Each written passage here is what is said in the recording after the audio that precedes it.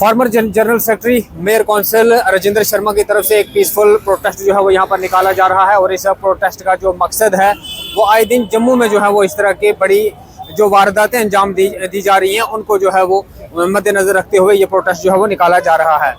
Mayor साहब की तरफ से कहना है कि जम्मू में जो बड़े हादसे हो रहे हैं उसके ऊपर प्रशासन जो है वो क्यों सोया हुआ है। आपने देखा होगा ग्रेटर कैलाश आनंद ज्वेलर में जो डकैती जो है वो वहाँ पे हुई है और उनका साफ तौर पे वहाँ पे कहना था कि वहाँ पर जो है वो प्रशासन हो या पुलिस हो वो काफ़ी लेट पहुंची है। इन चीज़ों को जो है वो मद्देनजर रखते हुए हर जगह पर जो है वो इस तरह के विचारधारा जो है वो की जा रही है। उसी के चलते आज जनरल सेक्रेटरी मेयर काउंसिल के जो राजेंद्र शर्मा है वो जो है वो यहाँ पर पीसफुल प्रोटेस्ट जो है वो कर रहे हैं। क्या कुछ है इनका कहना, चलिए इन्हीं से जानने की कोशिश करेंगे। आप सभी जानते हैं कि जम्मू शहर में पिछले दिनों जो घटनाएं हो रही हैं उसने पूरे जम्मू को स्तब्ध और चिंतित कर दिया है। कभी भी जम्मू में ऐसा नहीं हुआ। कहीं दुकानें लूटी जा रही हैं, कहीं रोड पे फायरिंग हो रही है और कहीं से टोका रख के गर्दन पे काटने का प्रयास किया जा रहा है, कहीं दुकानें लूटी जा रही हैं। ये सब क्यों हो रहा है और इसके पीछे क्या कारण है, इन सब को जानने के लिए जम्मू अपना अधिकार रखता है और इसलिए समाज की बात समाज में हो, इसलिए आज हम यहाँ सड़क पे खड़े हैं और महाराजा हरि सिंह जी की प्रतिमा के पास में आकर ये आह्वान कर रहे हैं कि सरकार श्वेत पत्र जारी करे। सुपवाल से लेकर विजयपुर, बड़ी ब्राह्मणा, बलोल खंड और हाईवे रिंग रोड जो हमारा किया है उसके आसपास में जितनी भी सरकारी जमीनें हैं उसके लिए, जो शामलाट हैं उसके लिए, जो घास चराई है उसके लिए और जो नजूल की लैंड है उसके लिए, ये सारी जमीनों पे कब्जा किया जा रहा है नाजायज और इसी के लिए ये सारी वारदातें हो रही हैं। दूसरा, बलोल खंड के आसपास और बाकी जगहों पर जितना भी नशा तस्कर है वो सभी यहाँ पर सक्रिय है और उस पर कोई कार्रवाई नहीं हो रही। तीसरा, माइनिंग माफिया, ये 3 लोग मिलकर पूरे जम्मू में उथल पुथल मचाए हुए हैं और हम इस पे कोई कार्रवाई नहीं कर पा रहे।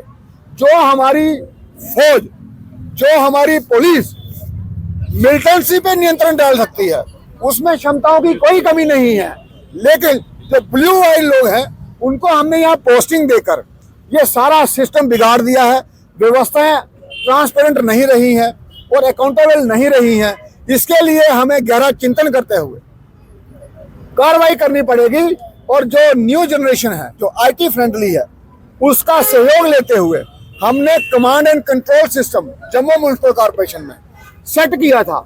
उसका लाभ लेते हुए हम पूरी निगरानी रख सकते हैं अपनी रोड्स के ऊपर, लेकिन उसके प्रति हम नहीं ध्यान देते, नाका लगा लेते हैं, आम आदमी को तंग करते हैं और जो क्रिमिनल्स हैं, हर थाने में कुछ क्रिमिनल्स होते हैं, उस पर थाने वाला वहीं पे निगरानी रख सकता है और वहीं पे उसकी चेकिंग कर सकता है। नाकामी किसकी है, चुनी हुई सरकार की या एलजी प्रशासन की? ये जो नाकामी है ये व्यवस्था की नाकामी है, किसी एक की नाकामी नहीं है।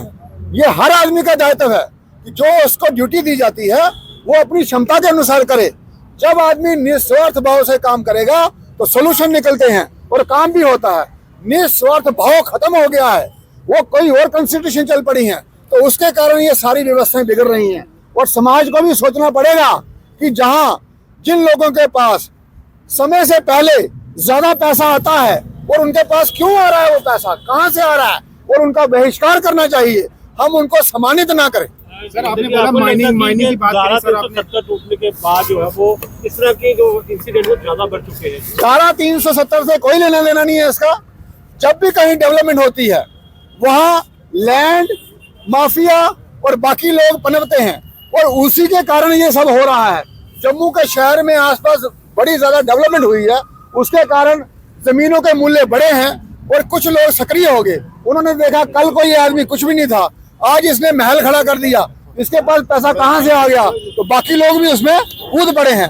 अब ये प्रशासन का काम है कि वो देखे, श्वेत पत्र जारी करे, रेवेन्यू डिपार्टमेंट को सक्रिय करे, पुलिस डिपार्टमेंट को सक्रिय करे और ये वारदातें ना हो और लोगों को एक अच्छा माहौल बने उनके जीने के लिए, उनके जीवन के लिए। सर लोग आप देख रहे हैं जम्मू न्यूज मिशन।